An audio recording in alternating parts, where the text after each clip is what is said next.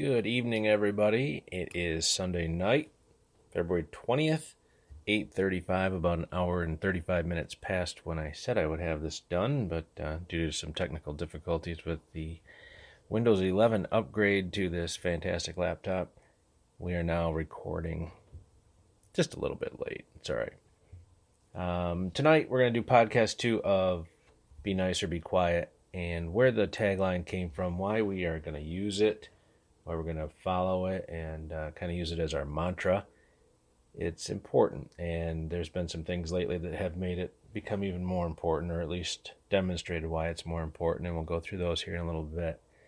This won't be a very long one. This is just going to be a fun one. And then we'll get into the meat and potatoes of the campaign going forward. The campaign, which is supposed to be an exploratory type of situation instead of a declaration type of event. So we're going to go with exploratory right now to keep us out of the FEC trouble. All right, why the tagline of Be Nice or Be Quiet? And one of the things that I'm going to try to do tonight is be a little less Mr. Rogers and more Derek Chowen, just having a conversation.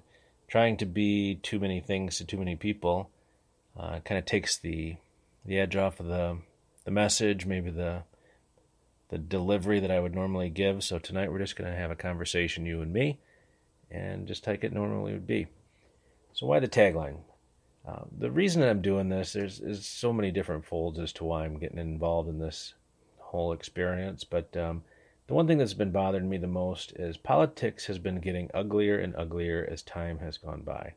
And that's something that I've been watching since I was young. I remember the very first presidential race not that I voted in, but that I was interested in or paid attention to was Reagan and Carter. And of course, I don't remember. I was quite young back then, but my recollection was that it wasn't as terrible as it is now. And I want to know what has happened, what has changed over time.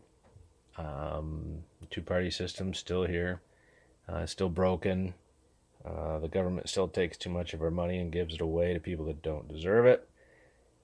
I don't know where we went off the rails, and hopefully together we can figure that out and bring the train back on the tracks.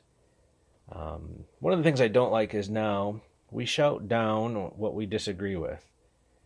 Strange pink hats and skinhead neo-Nazi types standing in the streets screaming and yelling and hollering at each other. And just in general, doesn't seem really very effective to me.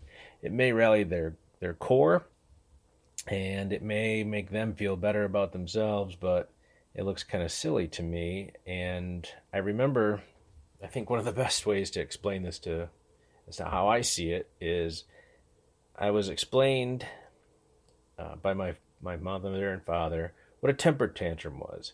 I can remember seeing a little boy throwing a temper tantrum in a giant way in Alpena, and that's a long time ago. And I couldn't understand it. I didn't know what was going on. He was on the ground screaming and crying in the toy aisle. Couldn't understand it. And I asked my dad, why is he doing that? And Dad, I can remember this still, because it works for him. Like, oh, so if he yells and screams, he gets a toy. Yep. And then Dad looked at me and he said, do you think it would work for you? And that was a pretty quick answer. The answer was no. I didn't need to test it. Maybe I'd tested it somewhere else on a different occasion. And even after that, I probably tested it too much. But that's what that is to me. Temper tantrums don't accomplish much of anything. And other than making people look silly and making me not want to listen to them. That angriness is in there. We got to figure out why. We got to figure out how to fix it. We use terms and actions like woke, cancel culture, and we use them as terms of righteousness. And to me, they're terms of weakness. If I have to shout you down, or I have to have all of my friends stand around you and boo you because you disagree with me, is that more an indictment on your opinion or your thoughts, or is that more of an indictment on my strength and weakness and willingness to chat with you about your differences? I don't agree with this whole new way of dealing with things we disagree with. I think if we can have some decent common discourse, this country will be back on track. People will be happier, and we'll be able to do more fun things again. I remember last fall, I went to the bike shop, local bike shop in one of the towns nearby, and it had a sign on the door, and I wasn't prepared for this. Sign on the door that said you needed a mask, that's fine, and gloves if you wanted to touch anything, the rubber gloves. And I wasn't mad. I didn't throw rocks through the bike shop's window. I didn't go on Facebook or social media and say what a bad company they were and we should boycott them.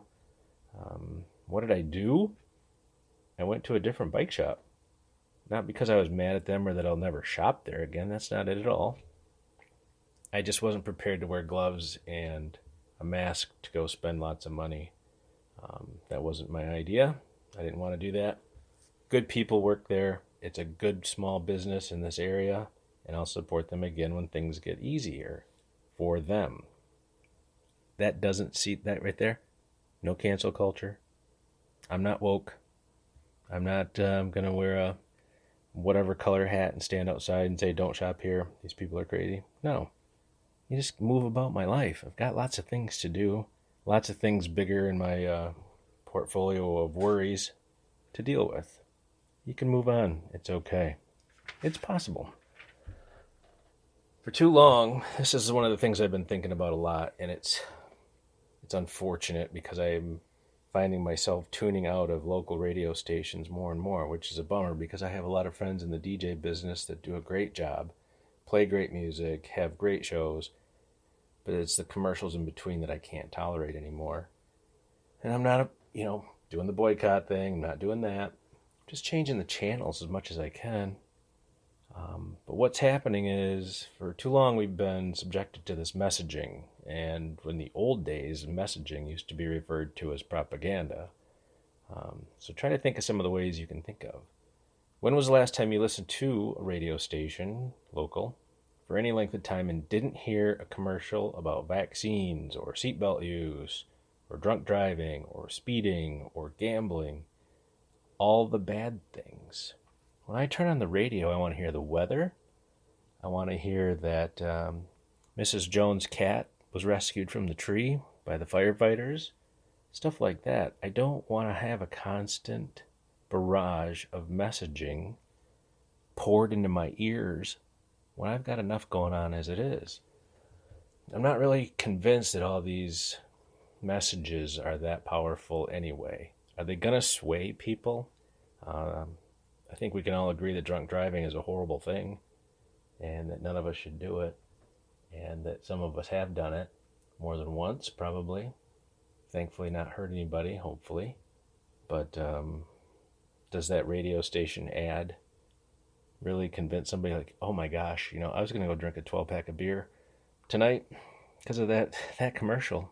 I'm not going to do that. And maybe it does. Maybe I'm wrong on that, but I think the general effect is not what they're after. The things that really caught my attention were the precision at which these vaccine ads were targeted. And for or against, you all make your own decisions. I'm not here to preach which way to go. But these are the things that I heard. These are literal comments from the commercials. I'm a doctor, and I believe in vaccines. Here's another. I'm a conservative, and I believe in vaccines. It's your decision, so make the right decision and get vaccinated. Really? None of those sounded very flexible, and they didn't feel very good when you listened to them. The speeding one is the one that's killing me. Leave a little earlier and slow down. Speed kills. It's the law. Wear your seatbelt, or we will ticket you. It's the law. Are wearing seatbelts and driving sober and within your limits and actual vaccines good ideas? I believe so. Does it make you an evil person if you drive 10 miles an hour over the speed limit down the highway? I don't believe it. Some of you that know me would also understand why, but after so long of being told that if you don't do what's on the radio, what's on the TV, what the government says that you're a bad person, people either start to believe it or they start to get angry. Neither one of those two things is good. I think we've been squeezed for a very long time. Look at traffic patterns. This is something that I've been paying very close attention to for a while now. They take out 4 lanes of traffic and convert them into 2 with a middle turn lane. And we've seen this all over the place. There's more people, more cars on the road.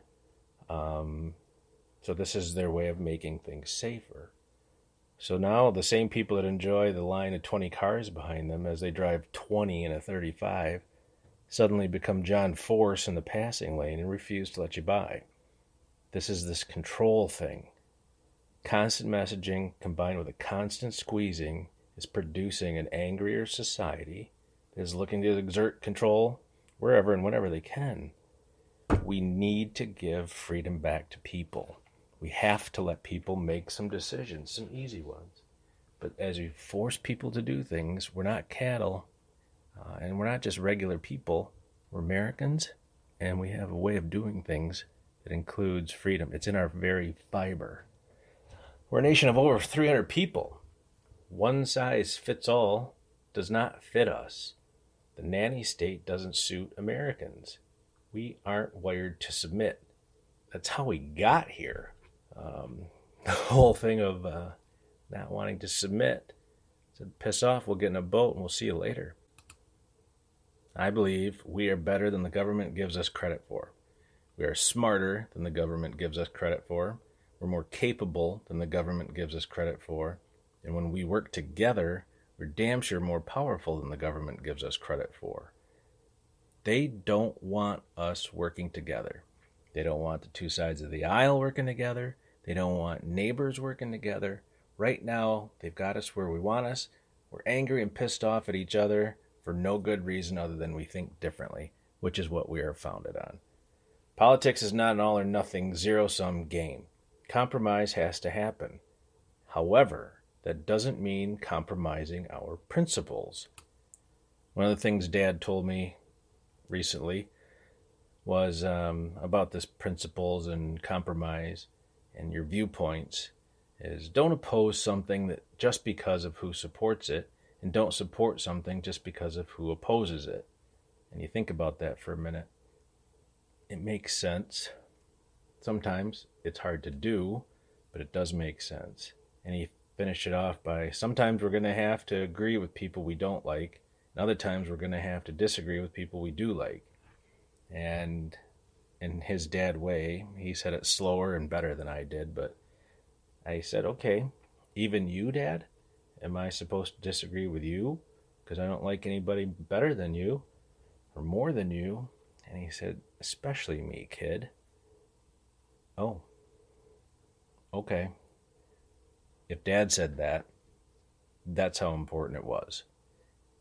The people you love and respect the most, you can disagree with. And not only can you, but possibly you should. Question things. It's okay. Those are the people that you want to talk to. And if you disagree, wouldn't it be something special to figure out why and maybe learn something in the process? I think so. When I say compromise, I don't mean you give me this and I give you that. That's how this politics is working right now. You vote for my shitty bill and I'll vote for your shitty bill. That's great for them, not worth a damn for us. You can sneak your shitty line item in my bill if you vote for it. No, I'm done with that. I've had enough of it. I've seen it done. I don't like it. And it's bad for the citizens of the United States. We are not being served. We are serving, and we got to turn that around. No more shaming or name calling simply because of disagreeing with each other. I don't believe that people that choose to wear masks are weakling sheep any more than I believe people that don't want the shot are heartless, selfish dullards. We're not. Just because we disagree doesn't mean the other side is stupid.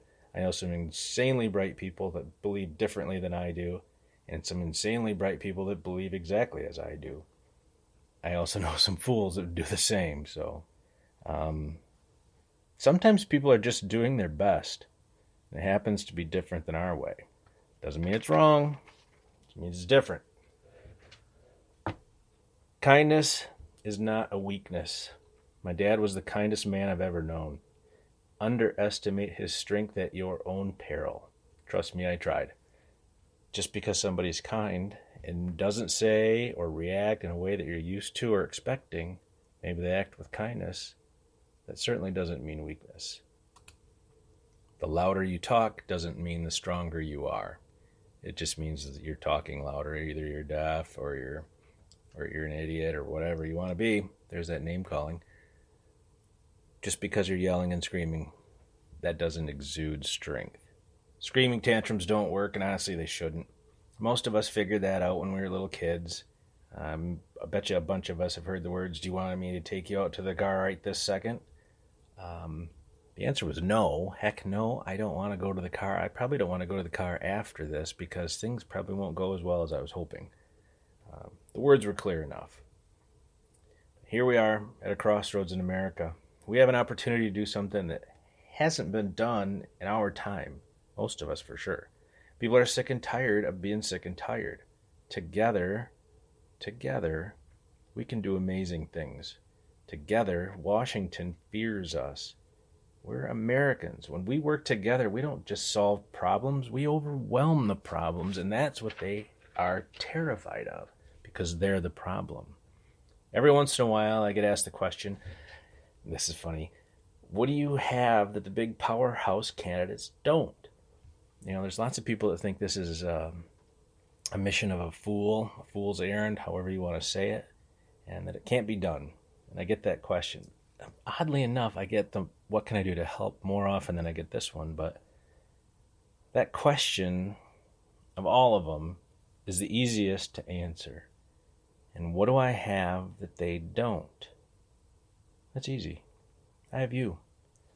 I have all of you. And I appreciate you. You are the reason that I can even do something that seems so impossible at the moment. But when we get to the edge of the good stuff, it's going to seem like we were supposed to be there the whole time. I want to share something personal with you guys, and it was advised to me not to do it, but I'm going to anyway because I think it's important. You are all my friends. You're my people. You're the people that I am thankful for and that I'm glad that you're here. What I'm going to share is my dad passed away a few weeks ago. That's why I haven't been here. Dad thought this was my craziest idea yet. And he was probably right. He usually was. But the more we talked about it, the more he believed in it. And he said this. He said, remember what I've always told you. I've told you a million times. And I said, don't enter a race you don't intend to work hard enough to win. Well, I remember that, Pop. And I'm ready to go to work. I hope you guys are all ready as well. I sure appreciate you. I know we've got a long way to go, but I know we can also get there. Otherwise, I wouldn't waste your time. Thank you all for hanging in there. Thank you for listening. I look forward to talking to you again soon.